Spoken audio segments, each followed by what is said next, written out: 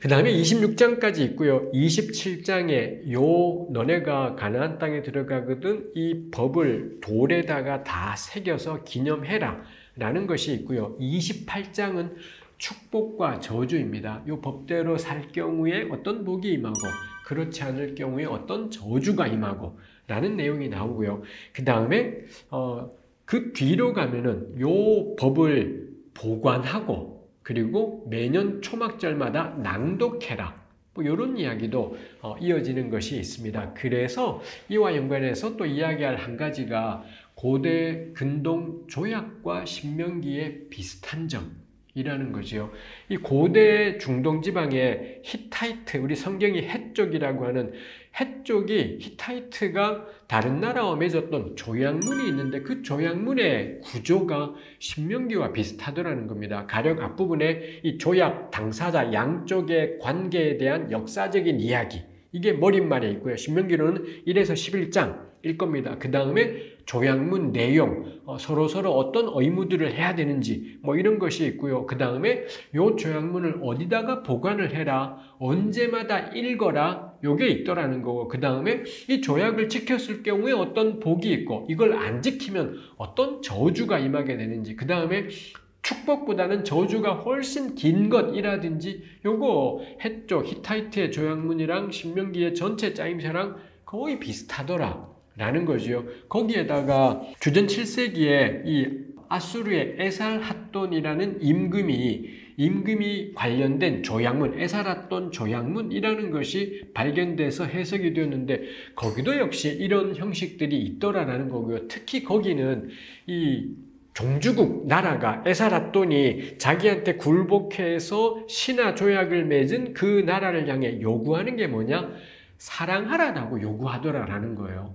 그래서 이게 신명기를 이해하는데 굉장히 큰 도움이 된 거죠. 신명기에는 하나님을 사랑하라가 나오는데 지금까지 출애굽기, 레위기, 민수기에 여호와를 사랑하라라는 표현은 나오지 않았다는 겁니다. 근데 신명기는 사방에 사랑하라가 있어서 이거 뭐냐 싶었는데 그 에살핫돈 조약에 보니 봉신국가, 신하국가가 주인국가를 향해 해야 되는 의무를 사랑이라고 표현하고 있더라라는 점에서 이게 신명기 이해에 큰 도움이 된 거죠.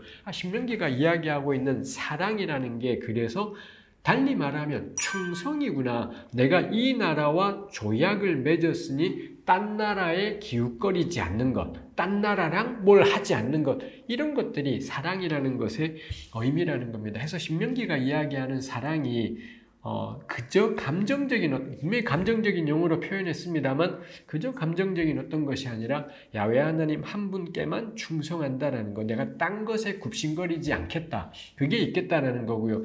특히 그 아수르 조약문 이런 것들의 시대 속에서 이 신명기는 그 조약문의 형식을 가져와서 그 조약문들은 아수르에게 순종하고 아수르에 충성하고 아수르를 사랑하고 이걸 요구하는 겁니다. 근데 신명기는 아수르 자리에다가 여호와를, 야훼 하나님을 기록한 거예요. 오직 하나인 여호와 신이 야훼께만 사랑을, 야훼께만 충성을 한다는 점에서 신명기는 신앙의 용어로 표현된 반아수르 문서구나, 뭐 이런 생각도 해볼 수가 있는 거죠. 아수르에 충성해서 될 게 아니라 아수르가 내 마음을 다해서 이 표현도 이 아수르 조약, 에살핫돈 조약문에 나옵니다만 내 마음과 뜻을 다해 사랑할 대상은 아수르가 아니라, 강대국이 아니라, 제국주의 국가가 아니라 야훼 하나님 한 분이구나.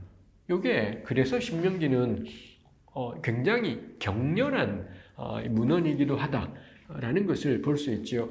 그럴 때 이 이스라엘의 가장 큰 죄는 뭔가요? 야훼 하나님께 대한 충성을 배반하는 것입니다. 야훼 하나님 한 분만 섬기기로 해놓고는 우상을 섬긴다라든지, 그래서 이게 문제가 돼요. 하나님과의 충성 계약을 깨버린 거기 때문에 문제가 되는 거고요. 가령 이스라엘이 신명기 법전에서 명령한 것과는 달리 가난한 자를 짓밟고 약한 사람을 괴롭히고 억압한 겁니다. 이게 왜 문제겠습니까? 하나님과 충성 계약을 맺고 그리고는 조약의 내용으로 약자를 돌아볼 것, 배려할 것이 있었는데 이걸 어긴 거기 때문에 단지 이웃에게 못되게 했네, 너 마음이 왜 이렇게 못됐어 정도가 아니라 야훼께 대한 충성 의무를 깨뜨린 거다. 이거는 야훼 하나님을 사랑하라라는 그걸 깨뜨린 거다. 그래서 약자를 짓밟는 게 문제가 되는 겁니다. 다른 사람을 불쌍히 여기지 않았어. 그게 왜 죄가 되냐 할 때 근본적으로 야훼 한 분만 사랑하고 사랑한다라는 게 그가 명한 조약을 따라 계약을 따라 살아가는 건데 그걸 깬 거기 때문에 이 사회적인 범죄들이 하나님을 떠난 거다. 이렇게 신명기는 규정한다라는 겁니다. 그리고 그게 예언서들에도 이어지는 거죠. 정의롭게 살지 않는 건 하나님을 섬긴다 하면서도 정의롭지 않은 것은 사실은 하나님을 떠난 거다. 이런 예언자들의 논리, 예레미야에서 볼 수 있는 이런 논리들은 전형적인 신명기적인 사고방식이라고 우리가 이야기할 수 있겠다라는 것입니다. 그게 신명기의 구조가 우리에게 주는 유익이라고 할 수 있겠습니다. 이제 슬슬 마무리하려고 합니다. 신명기가 줄기차게 강조하는 것이 내가 너희를 선택했다. 선택이라는 표현이 신명기에 참 많이 나옵니다. 근데 너희가 많아서 선택한 게 아니다. 대단해서 선택한 것이 아니다. 오히려 너희는 모든 민족 중에 제일 적었다.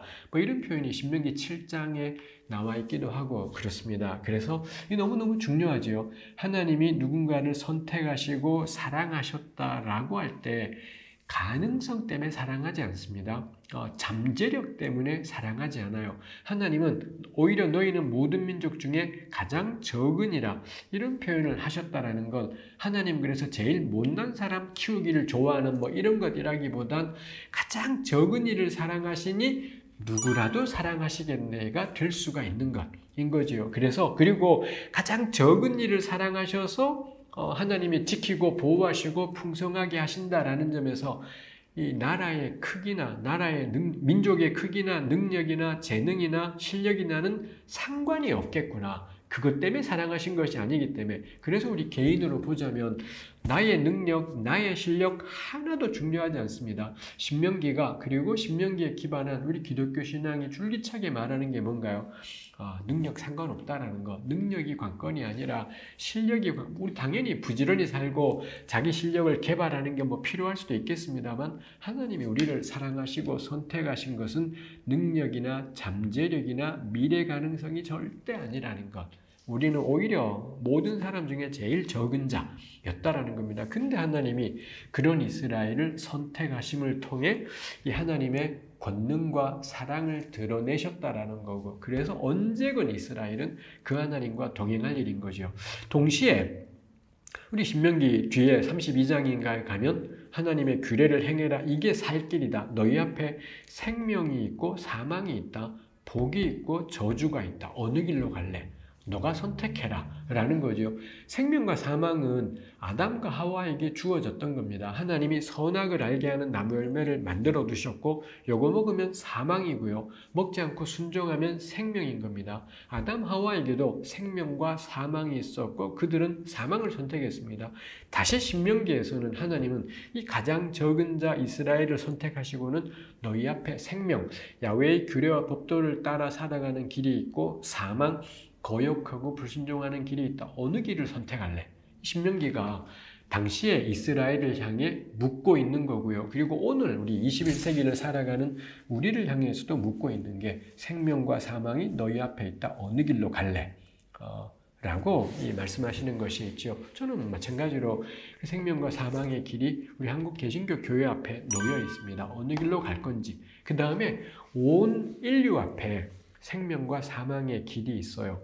약자를 지켜내고 함께 살아가는 세상에 이 생명길을 갈 건지 아니면은 임금이라고 하시고 군막 키우고 돈 모으고 이 사방에 자기 영향력과 힘을 과시하면서 휘둘러대는 사망의 길을 갈 건지 우리 사실 그렇게 약자를 돌아보지 않고 휘둘러서 온 지구에 기후위기가 닥쳐있고 뭐 어떤 사람들은 앞으로 뭐 100년이 가기 전에 지구는 끝날 거다 뭐 이런 이야기까지 나오고 있지 않습니까? 정말로 우리 앞에 생명과 사망의 길이 있는 거죠. 우리네 교회는 무엇을 선택할지 돌아보게 되고 뭐 그 점에서 신명기는 오늘을 향해서 생생하게 말하고 있구나 싶습니다.